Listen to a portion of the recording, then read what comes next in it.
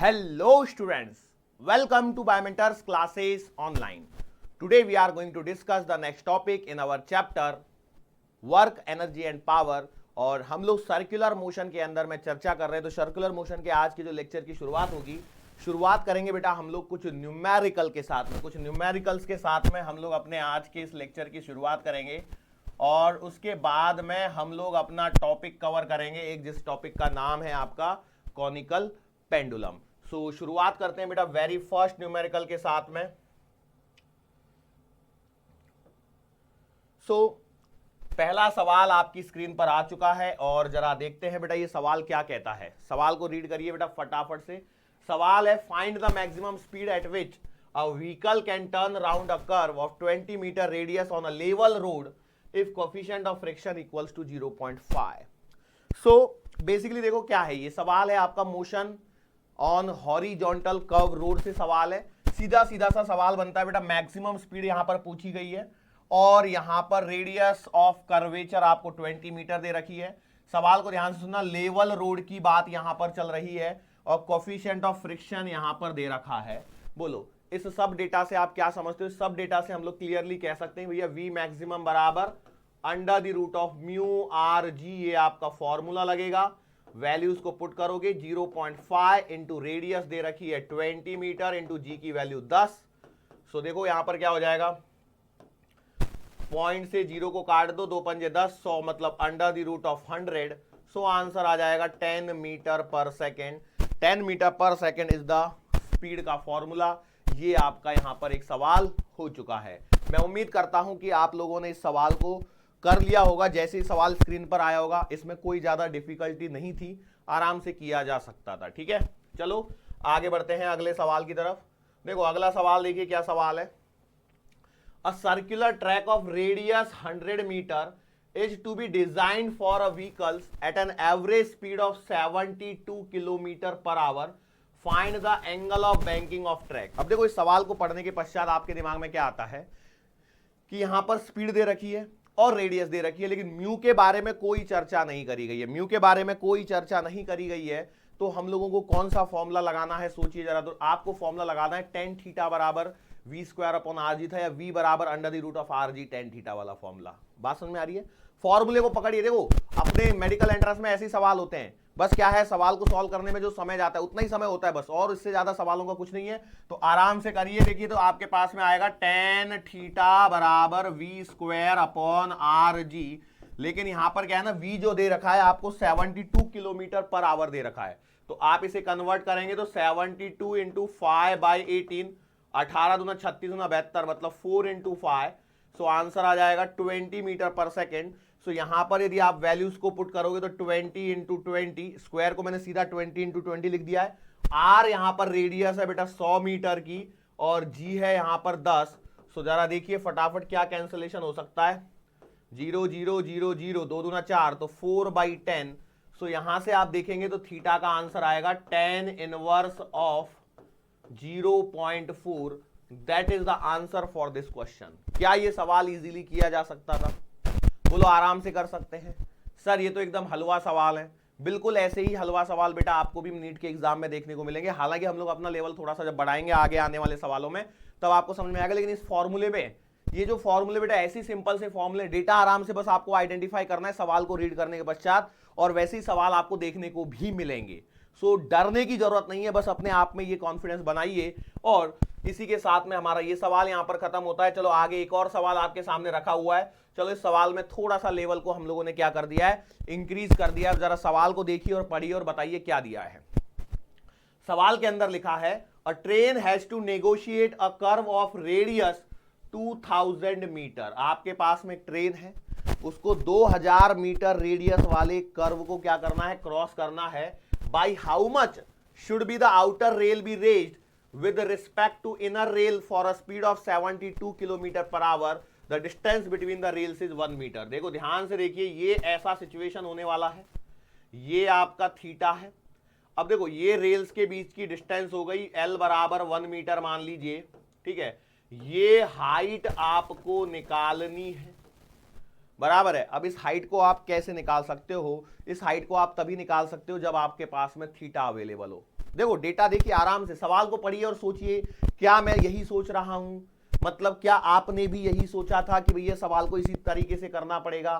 बिल्कुल। तो अब यहां पर देखिए, मतलब आपको यदि एल दिया है, एच निकालना है, तो यदि ये थीटा पता हो तो मतलब मैं यहां से टेन थीटा बराबर एच बाई एल का फॉर्मूला लगा लूंगा यहां पर, या एल मान लो या बी मान लो, whatever you want to assume. कई लोग बोलोगे सर बी मानो, तो मैं बी मान लेता हूं, ठीक है, खुश? ओके, तो टेन थीटा बराबर एच बाई बी से मैं निकाल सकता हूं। नाउ सवाल ये उठता है कि टेन थीटा कैसे निकाला जाएगा? तो भैया सिंपल सा फंडा है, फॉर्मूले वही है, सवाल अलग भले ही बन जाए। तो भैया फॉर्मूला क्या है आपके पास में? तो फॉर्मूला आपका होता है टेन थीटा बराबर we square upon are g. Yes और नो? बिल्कुल सही बात है। तो बेटा टेन थीटा बराबर we square upon are g, तो वी कितना है? 72 किलोमीटर पर आवर। अभी मैंने प्रीवियस क्वेश्चन में ही 72 किलोमीटर पर आवर के लिए 20 निकाला था, तो इसलिए मैं जो बार बार निकालने की जरूरत नहीं पड़ रही है, मैं यहां पर सीधा यूज कर सकता हूं। और आर जी कितना है बेटा? रेडियस है 1000 मीटर और जी है आपका 10 बराबर। तो वही कैंसलेशन की प्रोसेस पे आ जाइए, 0 0 0 0 2 दूना 4, तो 0.04, that is the value of ten theta बराबर।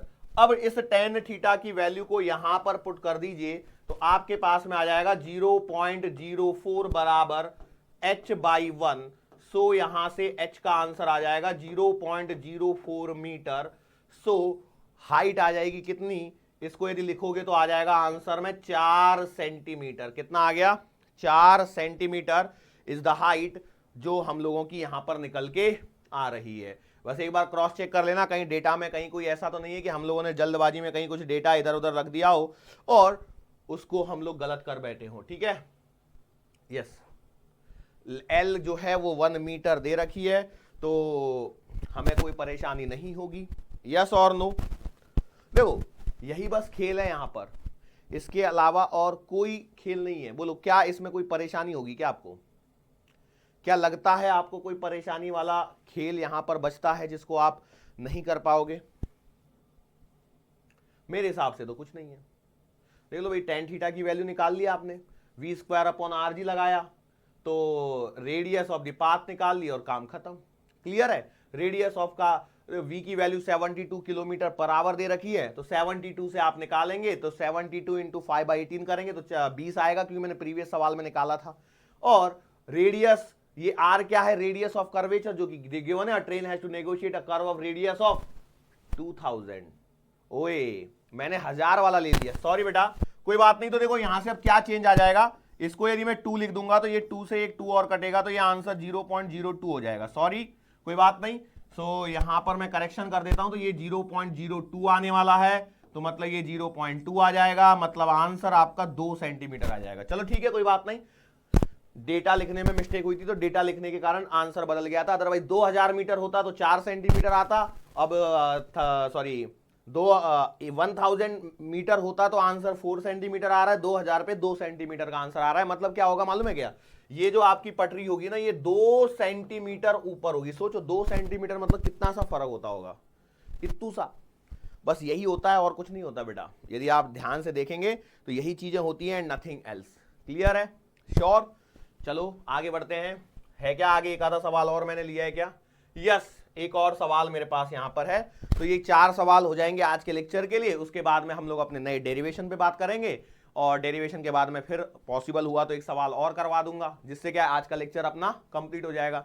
चलो इस सवाल में देखो क्या दिया गया है। A body of mass 200 gram is tied to one end of a string is revolved in a horizontal circle. देखो अभी तक जो हमारे सवाल चल रहे हैं ना, हॉरिजॉन्टल सर्कुलर मोशन के चल रहे हैं। आगे चल के वर्टिकल सर्कुलर मोशन आएगा, जिसमें 2-1 लेक्चर लगते हैं बेसिकली, पर वो आएगा, टेंशन नहीं लेना है।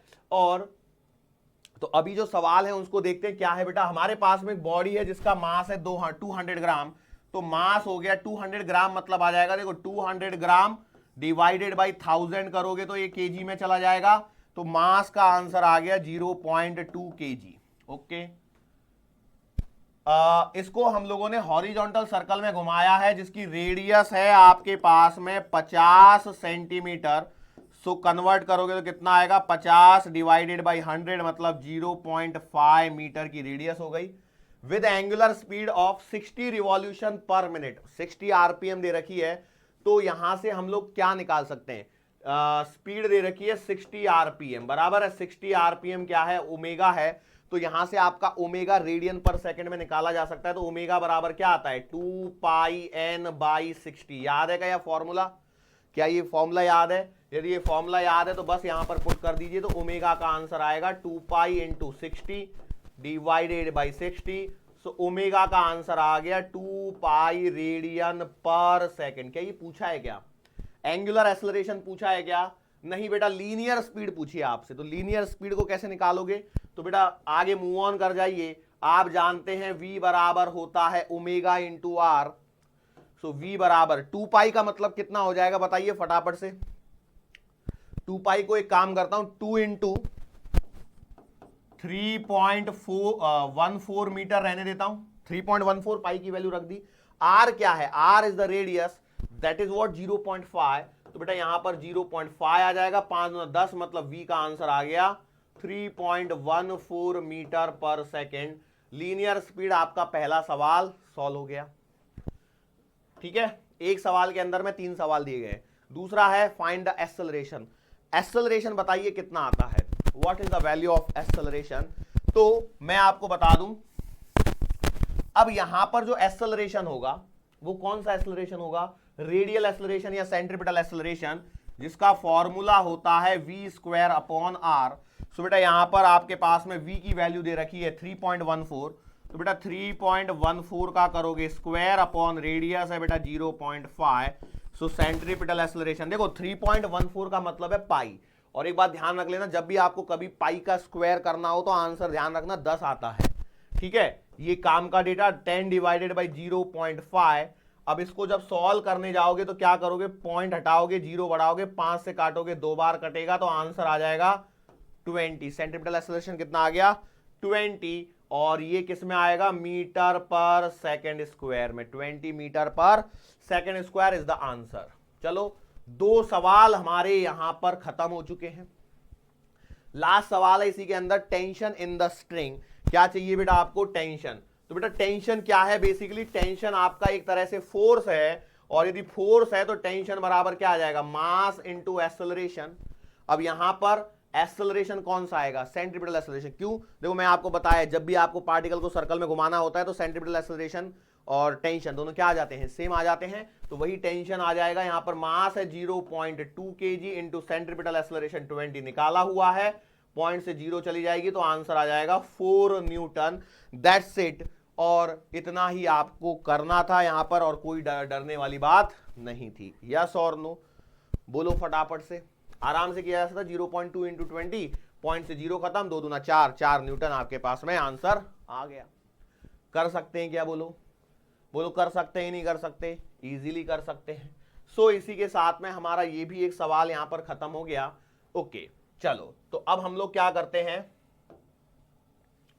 अब हम लोग अपने जो न्यूमेरिकल्स वाले सेक्शन को जो खत्म किया, उसके बाद में हम लोग अपनी हेडिंग जो चल रही थी, हमारी हेडिंग जो मैं बोला था आपको, क्या बोला था कि 2-4 न्यूमेरिकल करते हैं, उसके बाद में हम लोग अपना एक नया हेडिंग, नया टॉपिक चालू करेंगे। और हेडिंग है आपकी कॉनिकल पेंडुलम। क्या है heading, give the heading conical pendulum.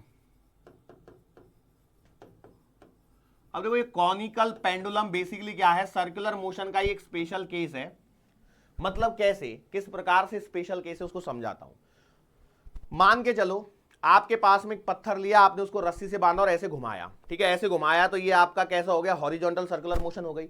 इस केस में जो स्ट्रिंग में टेंशन आती है वो आती है mv स्क्वायर अपॉन आर या m ओमेगा स्क्वायर आर, जो भी आप लेना चाहें उस फॉर्मूले के बेसिस पर सॉल्व हो जाएगा। लेकिन सवाल क्या उठता है, मान के चलो हम लोग ऐसा ना करें और उस पत्थर को जिसको रस्सी से बांधा था ऐसे में लटका दिया, ठीक है, लटका दिया तो कुछ ऐसा हो जाएगा। यहां पर देखो मेरा यहां पर हाथ में रस्सी बंधी हुई है और ये रस्सी से नीचे यहां पर पत्थर बन गया। अब इसको यदि मैं ऐसे घुमाऊं, इसको मैं ऐसे घुमाऊं तो देखो ये पॉइंट तो फिक्स हो जाएगा, और ये पॉइंट फिक्स होने के पश्चात, मतलब देखो मैं क्या बोल रहा हूं, जरा समझने की कोशिश कीजिए। ये आपके पास में ये आपका m मास का ऑब्जेक्ट है जिसको l लेंथ की रस्सी से मैंने बांध के घुमाना है, ठीक है। अब जब मैं इसे ऐसे घुमाऊंगा, ऐसे जब मैं घुमा रहा हूंगा तो क्या होगा, ये थोड़ा सा अपनी जगह से ऊपर उठेगा, और ऊपर उठने के पश्चात मान के चलो कहीं इस हाइट पर ठीक है, इस हाइट पर कहीं ये पहुंच गया और ये इसका सेंटर हो गया और यहां पर आपका ये पार्टिकल घूम रहा है। मैं ऐसे मान सकता हूं कि लगभग ऐसी सिचुएशन यहां पर बनती हुई नजर आएगी। यस और नो? इस बात को आपने पकड़ लिया तो आपका काम हो जाएगा। ठीक है, अब जरा ध्यान से देखिए, मान के चलो किसी इंस्टेंट पर आपका पार्टिकल यहां पर है, तो बेटा आपका एक फोर्स mg तो नीचे लग ही रहा है, लग रहा है कि नहीं लग रहा है? यस लग रहा है। अब ये स्ट्रिंग से बंधा हुआ है, इसका मतलब यहां पर एक एंगल बनेगा थीटा, जिसे सेमी वर्टिकल एंगल बोलते हैं। ये कोन जैसा शेप बनता है और बेटा यहां पर जो स्ट्रिंग है इसमें एक टेंशन डेवलप होगी जिसको हम लोग टी से नाम देंगे। किससे नाम देंगे?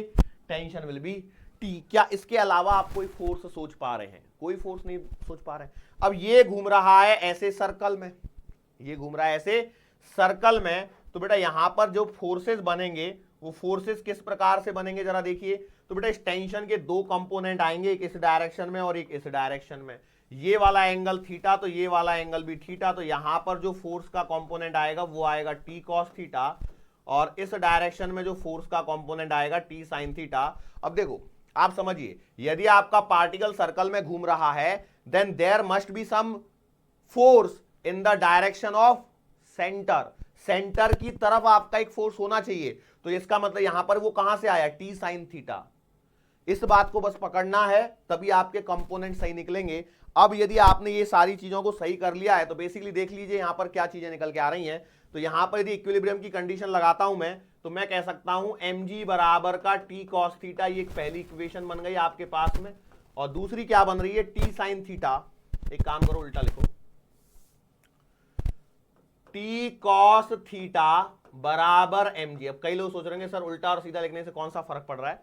फर्क कुछ नहीं पड़ रहा है, मैं आपको बस बताना चाहता हूं कि अब ये जो टी साइन थीटा यहां पर लिखा है इसको किससे इक्वेट करूं? ये तो कुछ है ही नहीं, यहां पर कुछ है क्या? कुछ भी नहीं है। तो मैंने आपको हमेशा एक ही बात बताई है, मैंने क्या बताया है कि भैया हमेशा बाहर की डायरेक्शन में, ऑलवेज इन आउटवर्ड डायरेक्शन, ये सेंट्रीफ्यूगल फोर्स लगा दीजिए। बेसिकली क्या हो रहा है? T sine theta is the necessary centrifugal force required for the particle to move in a circle. तो यहां से जब आप mv स्क्वायर अपॉन आर लगा दोगे तो इसका मतलब ये है कि भैया इस पार्टिकल का मास m है, इस समय इसकी स्पीड v है, और बेटा ये यहां से यदि मैं देखता हूं तो ये r रेडियस के सर्कल में चक्कर लगा रहा है। तो T sine theta will be equals to mv square upon R. Equation number 2 यहां पर आपके सामने आ चुकी है। यस, अब आपको यहां पे सॉल्व करना है और सॉल्व करके आप क्या क्या कैलकुलेट कर सकते हो। तो बेटा यहां से आप देखो टी कैलकुलेट किया जा सकता है। एक ये सेमी वर्टिकल से एंगल कितना है, ये तो थीटा मैंने मान लिया, ठीक है। क्या थीटा मुझे गिवन था? नहीं, थीटा मुझे गिवन नहीं था। मुझे क्या गिवन हो सकता है? मुझे बेटा इस स्ट्रिंग की लेंथ गिवन हो सकती है, उसके बेसिस पर कुछ अलग अलग चीजें हो सकती है पॉसिबल। दूसरा यहां पर और क्या गिवन होगा? मास तो गिवन होगा। अच्छा, हो सकता है कि स्पीड गिवन हो सकता है कि नहीं गिवन हो सकता है वो यहां से मुझसे एंगुलर स्पीड पूछ ले। Anything can be ask, yes और नो। तो मैंने बोला सही बात है, तो एक काम करता हूं मैं, equation number 2 divided by equation number 1 कर लेता हूं। इससे क्या हो जाएगा? इससे होगा कुछ नहीं, T sine theta upon T cos theta will be equals to mv square upon R whole divided by mg। Yes, okay. चलो अब जरा सॉल्व करो। देखो टी से टी कटेगा, sign theta upon cos theta, tan theta, m से m कटेगा। तो यहां पर देखिए फिर से एक फॉर्मूला आ रहा है, टेन थीटा बराबर we square upon are G. क्या ये फॉर्मूला आप पहले से नहीं जानते थे? सर जी ये फॉर्मूला आप पहले से ही जानते थे। इसको क्रॉस चेक कर लो, ऐसे लिख दो तो under root of R G tan theta. अरे सर जी ये फॉर्मूला तो पढ़ा हुआ है। तो मैं बोलूंगा बेटा मैंने कौन सा बोला कि पढ़ा हुआ नहीं है? 2 बार 3 बार 4 बार कितनी बार ये फॉर्मूला आप लोगों ने पढ़ा हुआ है। मान के चलो हम लोगों को इसको लेके जाना हो एंगुलर स्पीड के टर्मिनोलॉजीज में, मतलब मुझसे एंगुलर स्पीड पूछ ली, मुझसे क्या पूछ ली? Angular speed. तो कैसे निकालूंगा? क्या गिवन होने पर मैं एंगुलर स्पीड निकाल सकता हूं? तो मैंने बोला देखो मैं जानता हूं कि v बराबर होता है ओमेगा आर। v बराबर कितना होता है? Omega are. सो यहां से omega will be equals to v by R. Yes और नो? तो ओमेगा बराबर आएगा under the root of R G tan theta upon R. क्या मैंने सही निकाला है? बिल्कुल। सो ओमेगा बराबर आ जाएगा under the root of G by R into tan theta. क्या मैंने सही लिखा है? यस। अब देखिए थीटा हो सकता है गिवन हो, थीटा हो सकता है गिवन ना हो, तो इस फॉर्मूले को एक और फॉर्मेट में लेके जाया जा सकता है। यस और नो? उस फॉर्मूले की तलाश में जरा हम लोग यहां पर निकलते हैं। तो यहां से हमारे पास में देखो क्या हो सकता है। इस डायग्राम को जरा ध्यान से देखिए, ट्राइंगल को देखिए। मैं यहां पर ट्राइंगल फिर से बना देता हूं। ये वाला एंगल है थीटा, ये आर है, ये एल है, और मैं क्या मान लेता हूं कि भैया यहां से लेकर के यहां तक की हाइट एच है, मान सकता हूं। ओके, तो ये वाला एच हो जाएगा। तो बोलो टेन थीटा कितना आएगा? बोलो फटाफट से। Tan theta opposite upon adjacent, तो आर बाई एच आएगा क्या? इस ट्राइंगल को देखिए फटाफट से। तो आप बोलोगे यस। यदि मैं इस वैल्यू को यहां पर पुट करने की थोड़ी सी भी कोशिश करता हूं, तो ओमेगा बराबर under the root of G by R into R by H. तो ओमेगा का फॉर्मूला आएगा under the root of G by H. Again a useful formula. सीधा सीधा इस पे सवाल बन सकता है, सीधा सीधा इस पर सवाल बन सकता है। ओमेगा क्या है? Angular velocity. क्या है? एंगुलर वेलोसिटी है। अब बताओ इस एंगुलर वेलोसिटी में कहीं किस चीज की जरूरत पड़ रही है? सिर्फ और सिर्फ हाइट की जरूरत पड़ रही है। क्या आप हाइट निकाल सकते हो? यस और नो? मैंने बोला बिल्कुल सही बात है। सो ये कॉनिकल पेंडुलम का जो बॉब है, बेसिकली जो हम लोग एम मास का पार्टिकल लगा रहे हैं, जिसे हम लोग बॉब कहते हैं, उसकी एंगुलर स्पीड निकाल दी इसने। अच्छा, एंगुलर स्पीड से मैं कुछ और फॉर्मूले डिराइव कर सकता हूं। सर जी कैसे? आप जानते हैं ओमेगा बराबर होता है 2 pi upon T. T stands for time period. अब यहां पर ध्यान रखना, इस फॉर्मूले के अंदर में सबसे खास बात मैं आपको बताता हूं। मतलब मैं कुछ नया नहीं बता रहा हूं कि आप सोच रहे होंगे कि मैं कुछ नया बताने वाला हूं। नया नहीं, कुछ नहीं है। बस ये है कि यहां पे जो बच्चा गलती करता है वो क्या करता है, देखो ये टेंशन को भी टी से रिप्रेजेंट किया है, और ये जो टाइम पीरियड है उसको भी टी से रिप्रेजेंट कर दोगे, तो दोनों टी में कंफ्यूजन ना हो, इसके लिए हम लोग कुछ काम करते हैं। क्या करते हैं? टाइम पीरियड को टी डैश से रिप्रेजेंट कर देते हैं। तो टी डैश बराबर आ जाएगा 2 पाई अपॉन ओमेगा। तो बेटा टी डैश बराबर आएगा 2 पाई अपॉन ओमेगा। तो अपॉन ओमेगा जब आप करोगे तो under the root of G by H. तो टी डैश का आंसर आ जाएगा 2 pi under the root of H by G. T dash बराबर कितना आ गया? 2 pi under the root of H by G. That is the formula for time period. अच्छा, अब मैं आपको बता दूं, कई बार ऐसा हो सकता है कि बच्चा यहां पर गलती कर दे। एच क्या है?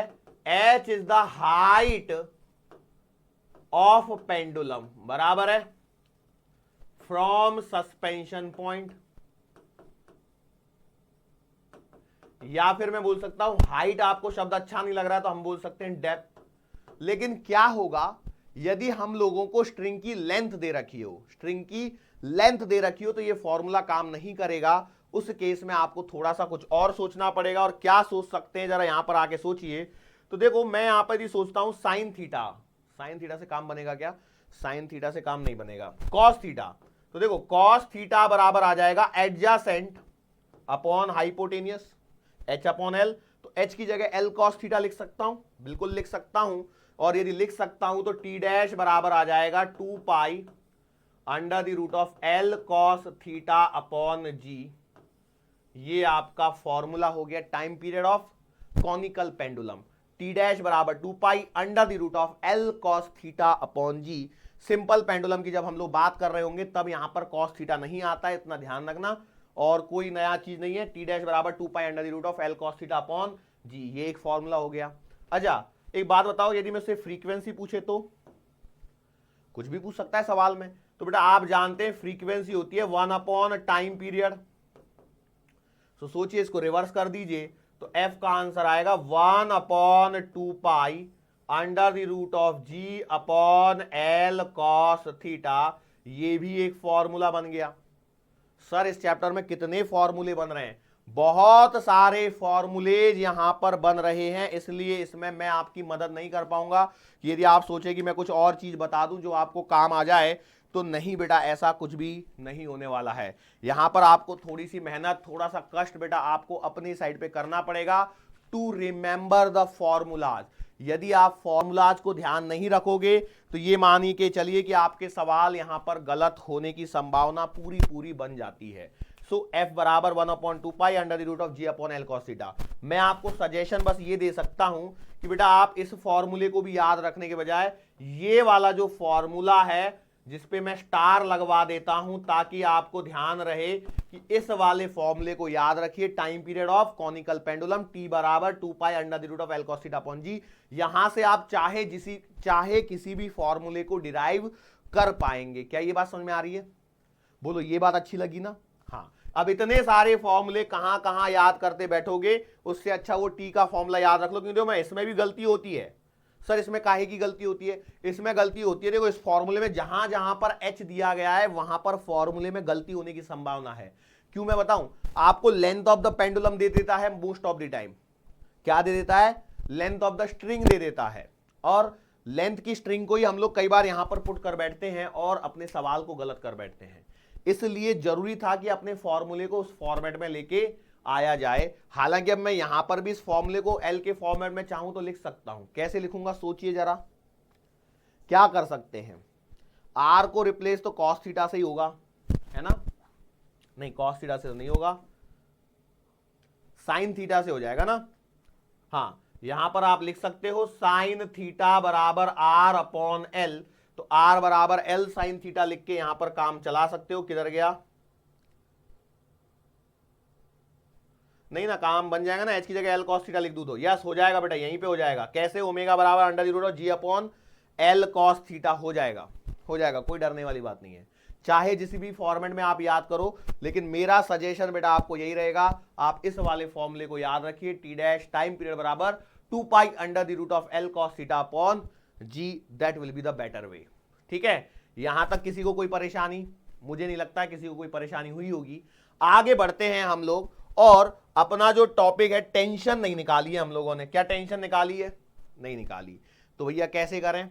तो आप रिकॉल कीजिए, आपके पास में एक इक्वेशन थी टी कॉस थीटा बराबर का एम जी, और एक इक्वेशन थी टी साइन थीटा बराबर का M V square upon R. Equation number 1 और 2 नाम दिए गए थे इन समीकरणों को। अरे यस और नो, क्या ये याद आ रहा है आपको? कुछ ऐसा किया था? ओके, तो मैं यहां पर एक सिंपल सी अप्रोच लगा देता हूं। समीकरण इक्वेशन 1 का स्क्वायर कर दो, 2 का स्क्वायर कर दो, दोनों को ऐड कर दो।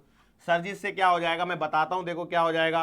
ये आपका बच जाएगा T square cos square theta plus का T square sine square theta बराबर का एम जी का स्क्वायर प्लस का M V square upon R का स्क्वायर। यस और नो? बिल्कुल सही बात है। अब यहां पर देखो टी स्क्वायर यदि मैंने कॉमन ले लिया तो यहां पर तो बच जाएगा कॉस स्क्वायर थीटा प्लस का साइन स्क्वायर थीटा, और यहां पे सोचो m तो कॉमन लिया जा सकता है, एम स्क्वायर इजीली आप कॉमन ले सकते हो, लेकिन मैं मान के चलो इस स्टेप को कैरी फॉरवर्ड कर देता हूं और अगला स्टेप में सीधा लिख देता हूं। वो ये है कि sign square theta plus cos square theta 1, तो टी स्क्वायर का जो फॉर्मूला बन रहा है एम जी का square plus M V square upon R का स्क्वायर। ठीक है, ये टी स्क्वायर का फॉर्मूला यहां तक तो लेके आ जा सकता हूं।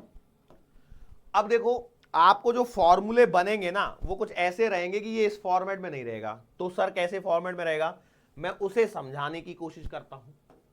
टी स्क्वायर बराबर I can write M square G square plus का, देखो इसे मैं लिख सकता हूं m की पावर 2 v की पावर 4 अपॉन आर स्क्वायर। सही है क्या?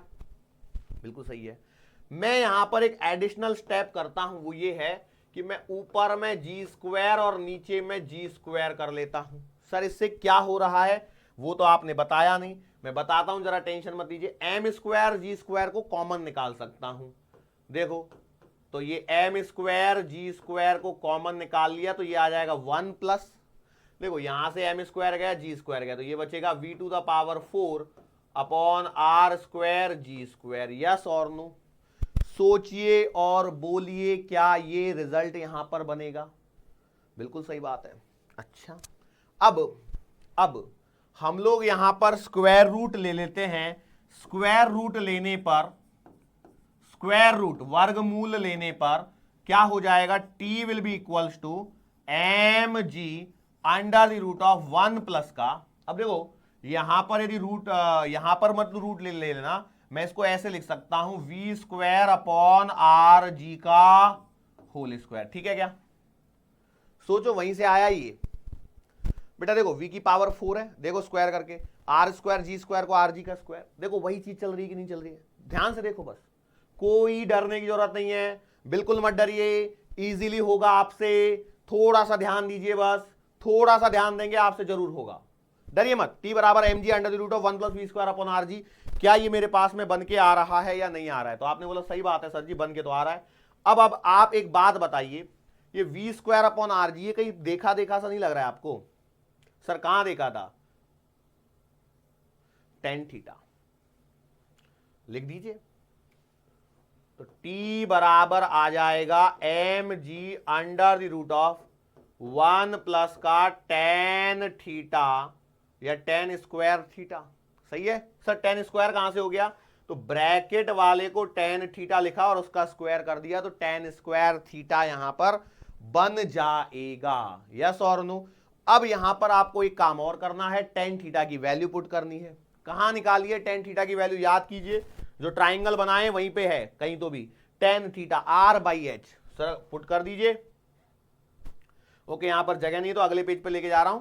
टी बराबर आ गया आपके पास में M G under the root of 1 plus R by H का होल स्क्वायर। ठीक है, एक फॉर्मूला तो ये हो रहा है।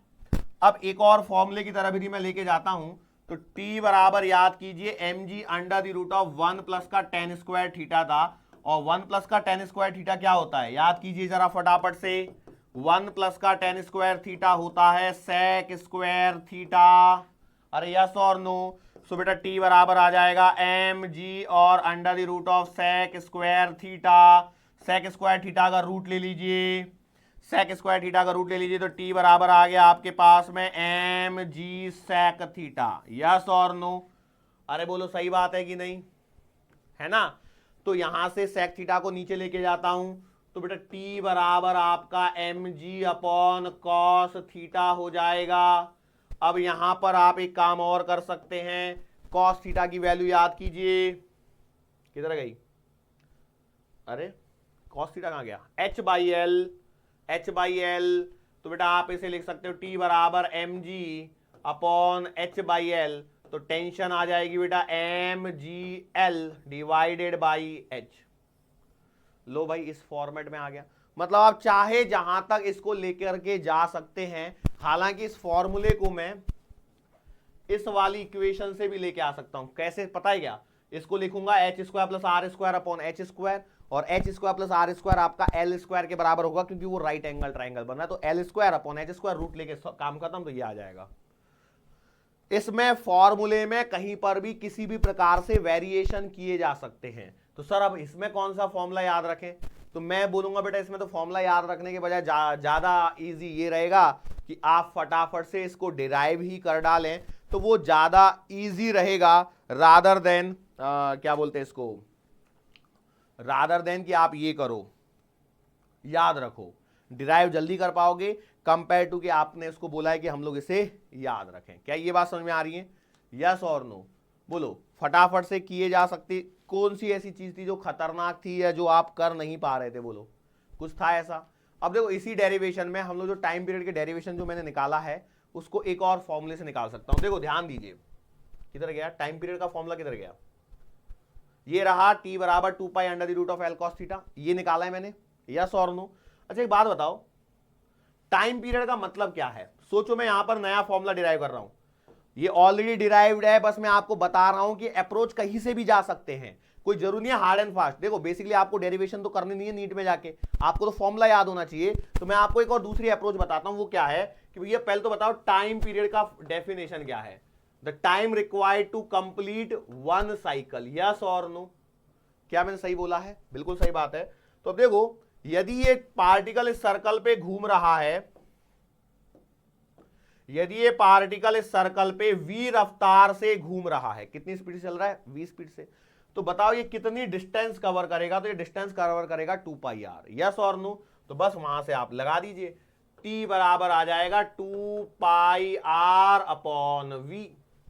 बस अब यदि ये 2πr/v लिख दिया है तो अब r को उस फॉर्मेट में डाल दीजिए और आपका काम हो जाएगा। किस प्रकार से? क्योंकि देखो v जो चीज है, ये जो सारी चीजें हैं, ये कहां कौन सा डेटा गिवन है इसके ऊपर डिपेंड करता है। क्या जरूरी है v गिवन हो? कोई जरूरी नहीं है।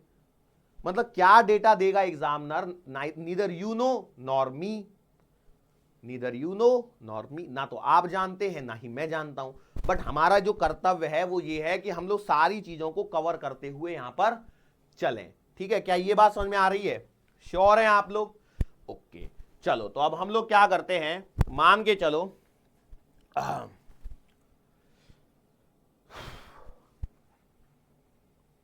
इस पे जो सवाल बनेंगे सीधे सीधे सवाल बनेंगे। हालांकि अब देखो ये फॉर्मूले जब तक आपको याद होंगे तो हम लोग शायद अगले लेक्चर में इससे रिलेटेड सवाल कर रहे होंगे।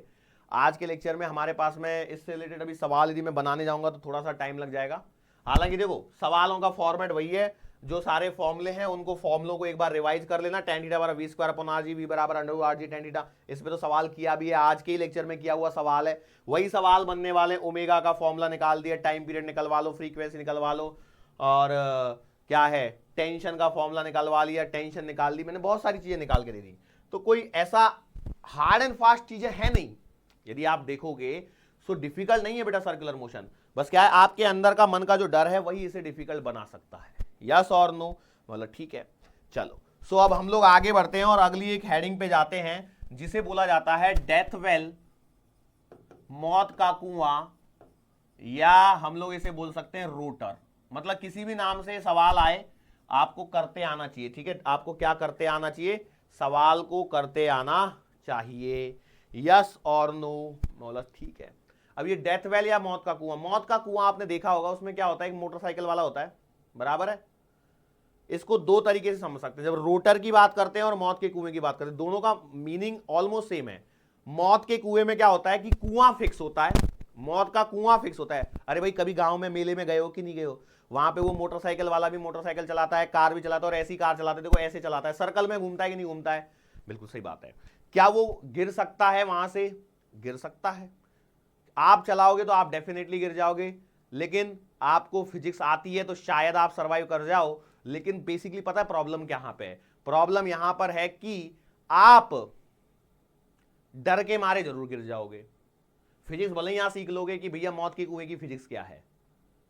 कभी भी आपने देखा होगा तो वो लोगों का जो साइलेंसर होता है ना वो फटा हुआ होता है, मतलब भड़ भड़ भड़ भड़ भड़ आवाज आ रही होती है। बुलेट की भी आवाज इतनी नहीं आती जितनी उनके साइलेंसर की आवाज आती है। और दूसरा वो लोग क्या रखते हैं, एक हल्की सी गाड़ी रखते हैं और जिसके टायर ऑलमोस्ट नए रखते हैं। और उन्होंने कभी आपने देखा होगा मौत के कुएं में वो फंटियां होती हैं, फंटियां बोलेंगे क्या बोलेंगे, लकड़े के पट्टे होते हैं, और वो लकड़े के पट्टों में बीच में ना गैप होता है ताकि फ्रिक्शन मिलता रहे। मतलब बेसिकली पूरा खेल यहां पर फ्रिक्शन का ही है। मतलब आप एक ऐसे समझिए, मैं मौत का कुआं बना रहा हूं। अब देखो मौत के कुएं की कुछ ना कुछ तो डिजाइन होगी, ऐसी डिजाइन होगी।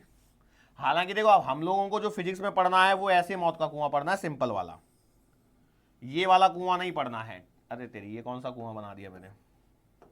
मतलब आपको ऐसा ऐसा और ऐसा कुआं नहीं पढ़ना है। ठीक है, वो चीजें आपको समझ में आएंगी अभी थोड़ी देर बाद में, कौन सा चीज भरने पर क्या होता है। अभी तो हम लोग इसको क्या कर रहे हैं, एकदम सिंपल कुआं रख रहे हैं। ठीक है, सिंपल कुआं है, मतलब यही आपका रोटर है। अब ये जो रोटर है या कुआं है, अच्छा सर जी आपने मौत के कुएं का तो बता दिया, रोटर का नहीं बताया। देखो रोटर में क्या होता है कि कुआं घूमता है और ऑब्जेक्ट फिक्स होता है। मौत के कुएं में, डेथ वेल के अंदर में कुआं फिक्स है, ऑब्जेक्ट चक्कर लगा रहा है। रोटर के अंदर में ऑब्जेक्ट फिक्स है और रोटर घूम रहा है या कुआं घूम रहा है। ये बस फर्क है, सवाल वही होंगे, पैटर्न वही रहेगा। मतलब क्या है, अब इसकी ये मैंने क्या मान ली, इसकी ये मान ली एक्सिस, इसकी क्या मान ली, ये एक्सिस। अब यहां पर ये एक्सिस ऐसे ओमेगा से घूमे, ऐसा हम लोग मानते हैं। रोटर के लिए सवाल करते हैं, same derivation will be for मौत का कुआं, same derivation will be for मौत का कुआं। ठीक है, सो ये रोटर ओमेगा से घूम रहा है। मान के चलो यहां पर आपका इस जगह पर एक m मास का ऑब्जेक्ट है। ठीक है, अब क्या होगा, इस m मास के ऑब्जेक्ट के लिए यदि मैं चीजों को ध्यान से देखूं तो बेटा इसका एक mg नीचे की तरफ लगेगा, यस और नो। सिंस ये यहां पर कांटेक्ट में है तो ये यहां पर नॉर्मल रिएक्शन लग जाएगी। और फ्रिक्शन किस डायरेक्शन में लगेगा, तो बेटा जानते हैं आप फ्रिक्शन को, फिजिक्स आती है तो फ्रिक्शन बोलेगा मैं ऊपर लगूंगा नहीं तो तू नीचे गिर जाएगा। फ्रिक्शन क्या बोलेगा, मैं ऊपर लगूंगा ताकि तू नीचे गिरने से मैं तुझे रोकूं, थोड़ा तो रोकूं। और रुक गए तो ठीक, नहीं रुके तो कोई बात ही नहीं है, फिर तो है ही है फिर तो बराबर। एफ और एम जी और एन। अब देखो यदि ये रोटर घूम रहा है तो इसको सर्कुलर पाथ में बनाए रखने के लिए नेसेसरी सेंट्रीपिटल फोर्स चाहिए, और ये नेसेसरी सेंट्रीपिटल फोर्स आएगा normal reaction provided by the surface in contact with the rotor and body. ये सिंपल से सवाल होते हैं, मैं लिटरली बोल रहा हूं आपसे, यदि यही सवाल मैं आपसे पूछ लूं ना यहां पर एग्जाम में, तो मोस्टली लोगों के दिमाग में फ्रिक्शन आता है। यहां पे मोस्टली लोगों के दिमाग में फ्रिक्शन आता है, और ऑप्शन नंबर ए में फ्रिक्शन हो सकता है और नहीं भी हो सकता है, ऐसा कोई जरूरी नहीं है कि, क्योंकि अब तो एग्जामिनर को भी मालूम है कि ऑप्शन नंबर ए पे ऐसे सवाल में ऑप्शन डाल दो तो बच्चा वो नहीं लगाता है करके, और वो चाहते हैं कि तुम गलत करो तो सी डी नंबर पे फ्रिक्शन दे देगा। तो आप सोचे अच्छा फ्रिक्शन को सबसे लास्ट में छुपा रखा है, वो उसके दिमाग में नहीं आएगा कि नॉर्मल रिएक्शन फोर्स की बात होगी यहां पे, नहीं। बात समझ में आई? So normal reaction will provide the necessary centripetal force, तो आप कहोगे n बराबर M V square upon R. ये v वो लीनियर स्पीड है जिससे ये इस सर्कुलर पाथ में बना रह सकता है। मतलब ये जो v हम लोग निकाल रहे हैं बेसिकली ये v जो है ये v मिनिमम है, मतलब ये वो मिनिमम वेलोसिटी है, तभी आपका पार्टिकल इस सर्कल में घूम सकता है। अदरवाइज क्या होगा, mg नीचे चला गया, f खत्म कहानी। यस और नो? क्या ये बात समझ में आई?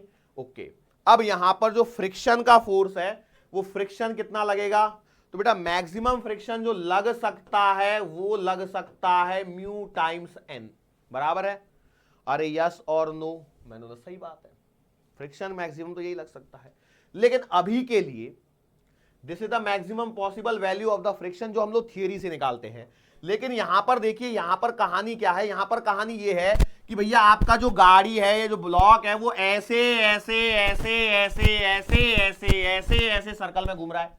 यदि ये सर्कल में घूम रहा है तो फ्रिक्शन का जो फोर्स है ये आपका mg के बराबर होना चाहिए, अदरवाइज क्या होगा, गाड़ी ऊपर या नीचे, फ्रिक्शन ज्यादा लग गया तो ऊपर तो जाएगी नहीं भैया। फ्रिक्शन सेल्फ एडजस्टेबल फोर्स है, सेल्फ एडजस्टिंग फोर्स है, वो अपने आप को एडजस्ट कर लेगा और किसके बराबर रखेगा, mg के बराबर।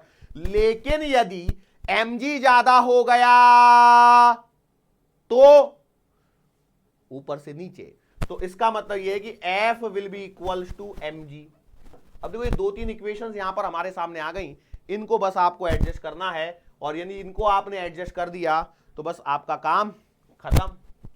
कैसे करें एडजस्ट, तो देखो मैं क्या करता हूं, इसे मानता हूं इक्वेशन नंबर 1, इसे मानता हूं इक्वेशन नंबर 1 और 2, लगा दी, डिवाइड कर लो, काम खत्म।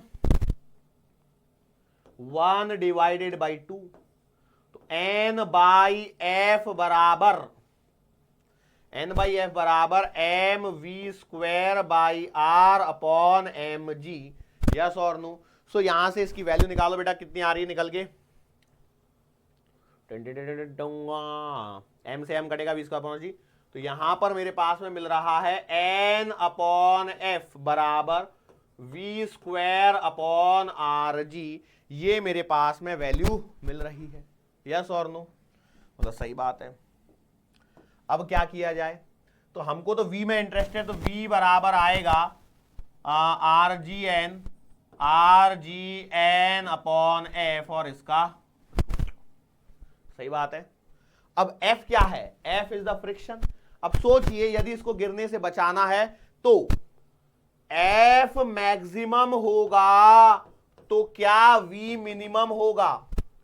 फ्रिक्शन यदि अपनी मैक्सिमम वैल्यू को अचीव कर चुका है तो क्या यदि फ्रिक्शन को मैक्सिमम करोगे तो वेलोसिटी मिनिमम आएगी कि नहीं आएगी। This is the value of velocity, but ये मिनिमम है कि मैक्सिमम है, भैया मैक्सिमम तो कितने से भी घुमा लो, जितना ज्यादा तेज स्पीड से घूमोगे उतना तो फायदा ही है, बट यदि स्लो घूमे तो गिरने के चांसेस हैं, तो इसका मतलब फ्रिक्शन को मैक्सिमम लगना पड़ेगा, और फ्रिक्शन को यदि मैक्सिमम कर दिया तो v मिनिमम आएगा। और आप जानते हैं कि भैया friction maximum mu times n है, तो बेटा इसे उठा के यहां पर पुट करो, तो v मिनिमम की जो वैल्यू आएगी वो आएगी under the root of are G N upon mu N. n से n को उड़ा दो, और जैसे ही आपने n से n को उड़ाओगे तो v मिनिमम जो आएगा वो under the root of are G upon mu आएगा। ठीक है, मैं इसको अगले पेज पे लेके आ रहा हूं ताकि मैं कुछ और चीजों के बारे में आपसे डिस्कस कर सकूं। सो बेटा मिनिमम लीनियर स्पीड वो आएगी RG/μ। मतलब आप सोचिए कि यदि आपका जो गाड़ी चलाता है, जो आपका वो जो ड्राइवर गाड़ी चला रहा होता है, अच्छा मौत के कुएं का मैंने शायद उल्टा कुआं बना दिया था, है ना। अब देखो उसको सीधा करेंगे, सुनो। यदि if R increases, it implies क्या होगा, इट इंप्लाइज क्या होगा कि V मिनिमम क्या हो जाएगा, इंक्रीज हो जाएगा। मतलब मौत का कुआं जितना लंबा चौड़ा होगा उतनी ही उसको ज्यादा स्पीड में गाड़ी चलानी पड़ेगी। मौत का कुआं जितना ज्यादा लंबा होगा, मतलब ऐसे बड़ा घेरा जितना बनाएंगे उतना ही उसको गाड़ी की स्पीड बढ़ानी पड़ेगी। लेकिन यदि R कम होगा तो V मिनिमम आपका छोटा हो जाएगा। क्या ये बात समझ में आ गई? क्योंकि देखो गाड़ी के ऊपर तो एक्सीलरेटर में लीनियर स्पीड मिलती है आपको, कि एंगुलर वाली पता चलती है, लीनियर वाली तो हमको तो कॉमन सेंस भी लगानी है थोड़ी सी। हालांकि एंगुलर वेलोसिटी के लिए मैं सवाल करवाऊंगा, अभी टेंशन मत लीजिए। एक बात तो ये हो गई। अच्छा दूसरी बात इसके अंदर में खूबसूरत सी क्या है कि यदि आपका म्यू इंक्रीज होता है, मतलब कोफिशिएंट ऑफ फ्रिक्शन बढ़ेगा, तो इसका मतलब क्या हो जाएगा, V मिनिमम कम हो जाएगा। मतलब जितना ज्यादा फ्रिक्शन का कोफिशिएंट होगा टायर्स और वो फंटियों के बीच में, तो आपकी कम स्पीड रखने पर भी काम बनेगा। यस और नो? इसीलिए वो फंटियों के बीच में थोड़ा सा गैप रखा जाता है ताकि वो फ्रिक्शन बढ़ता है उससे। बात समझ में आ रही है? एकदम चिकना नहीं रखा जाता है उनको, चिकना रखोगे तो गाड़ी स्लिप करेगी। सो म्यू बढ़ेगा तो ऐसे होगा, और म्यू कम होगा तो बेटा V मिनिमम क्या हो जाएगा, इंक्रीज हो जाएगा। इसीलिए वो कभी भी आपको ऊपर पानी की बोतल वगैरह लेके जाने नहीं देते। क्यों? उन्हें मालूम है कुछ शरारती तत्व ऐसे होते हैं जो पानी डाल सकते हैं वहां पे, और पानी डाला वहीं पे फ्रिक्शन कम हुआ, और जहां फ्रिक्शन कम हुआ वहां पे वो गाड़ी वाला स्लिप होके नीचे। हाँ, उसके आगे जो स्टंट वगैरह करते हैं वो उनका हुनर है, वो उनकी कला है। हम तो बस इस पे चर्चा कर सकते हैं। ओके, इस पे मैं आपको बताता हूं। जैसे मान के चलो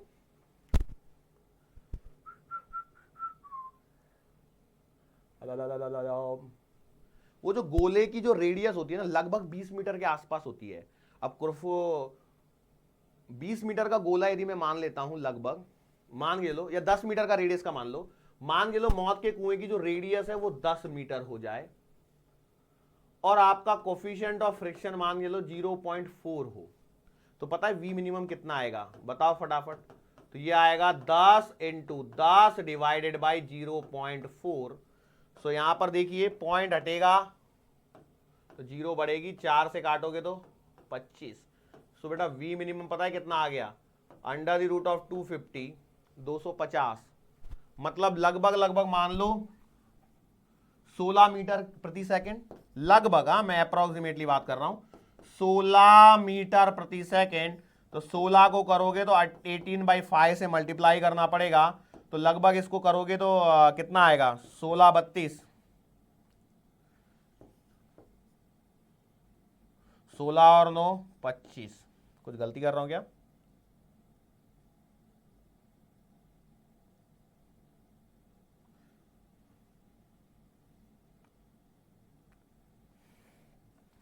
सोलह 17 मीटर प्रति सेकंड के आसपास आएगा, और 256/5 करोगे। ये तो कुछ बहुत ही कम डेटा आ रहा है यार, ऐसे कहां पे गड़बड़ी कर रहा हूं मैं? एक बार फिर से देखता हूं। 18/5 से मल्टीप्लाई करूंगा तो किलोमीटर पर आवर में कन्वर्ट हो जाएगा ये। हाँ, तो लगभग 3-3.5 का हम लोग 132-148, लगभग 50 किलोमीटर प्रति घंटे की रफ्तार आपको चाहिए यदि 10 मीटर के गोले पर चक्कर लगाना है, और कोफिशिएंट ऑफ फ्रिक्शन म्यू बराबर 0.4 हो तो। लेकिन वो कोफिशिएंट ऑफ फ्रिक्शन कम भी रह सकता है, कम रह गया तो परेशानी हो जाएगी, ज्यादा हो गया तो कोई दिक्कत नहीं, लेकिन कम हो गया तो परेशानी हो जाएगी।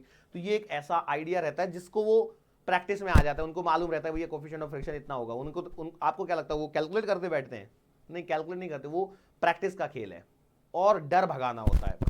ठीक है, यदि आप सोचोगे कि आपने ये सब आज सीख लिया और आप जाके कल मौत के कुएं में गाड़ी चलाओगे, तो बेटा पॉसिबल नहीं है। क्योंकि देखो उनकी रोज की प्रैक्टिस है, उनकी फंटियां गिनी हुई फिक्स है, उनको मालूम है इतनी की स्पीड पे आना है, तभी आप देखो। पहले वो क्या करते, कभी मौत के कुएं में गाड़ी जब चलती है तो सबसे पहले वो पहले अंदर में चक्कर लगाते हैं।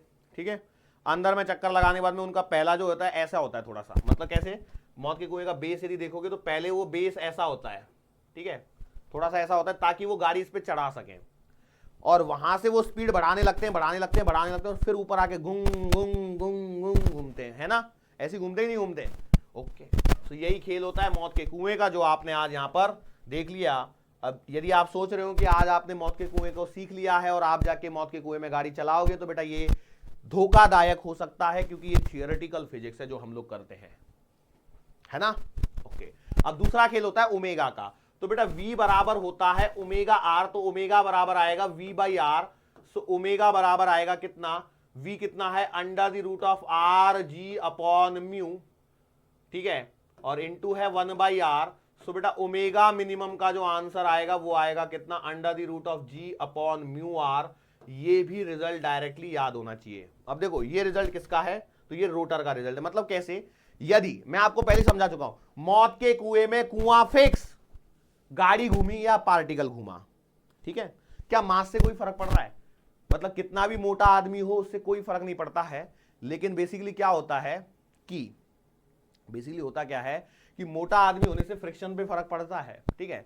तो वो एक उनको एक समझ है ऐसी कि भैया कि हाँ मोटा आदमी होगा तो प्रॉब्लम होगी, तो वो पतले पतले सुगड़े सुगड़े से लड़के होते हैं वो लोग, ठीक है, वो छोड़ दीजिए।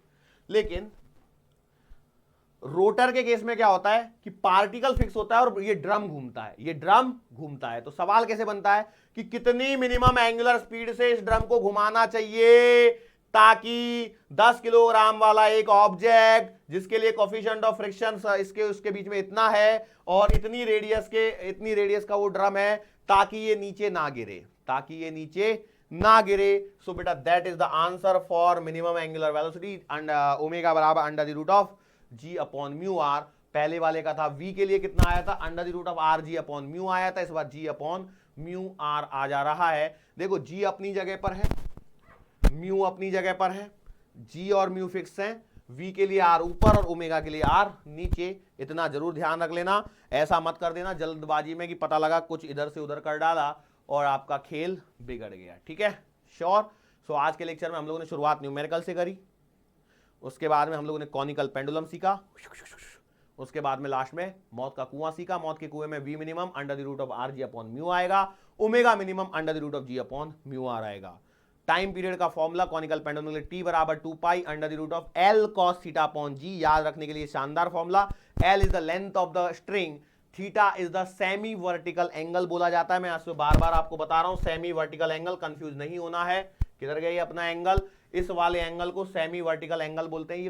ये कोन जैसा शेप बन गया कि नहीं बन गया, तो इसलिए इस वाले एंगल को सेमी वर्टिकल एंगल बोलते हैं, इतना ध्यान रखना है। बाकी H और L के फॉर्मेट में कुछ भी लाया जा सकता है। टेंशन के लिए बेटा आप डेरिवेशन को डिराइव कर लें तो वो ज्यादा अच्छा रहेगा, रादर देन कि आप उसे याद रखें। हो सकता है T बराबर mgl अपॉन h से रिलेटेड फॉर्मूले से सवाल बनवा ले, तो वो डरने की जरूरत नहीं है, ठीक है। और बस यहां पर अपना बेटा आज का ये सेशन को हम लोगों को यहां पर समाप्त करेंगे और फिर से मुलाकात करेंगे। सवाल समझ में आए आज के, कोई ज्यादा डिफिकल्टी? अब इन फॉर्मूले से रिलेटेड कॉनिकल पेंडुलम वगैरह के सवाल करेंगे और फिर अगला topic vertical circular motion. Vertical circular motion में 1-2 लेक्चर और मान लीजिए, और उसके बाद में आपका कुछ बचेगा क्या? नहीं, उसके बाद तो कुछ बचेगा ही नहीं, खत्म ही हो जाएगा ऑलमोस्ट, ठीक है। सो इसी के साथ में बेटा आज का सेशन यहां पर समाप्त होता है। मुलाकात फिर से होगी आने वाले अगले लेक्चर के दरमियान। सो तब तक के लिए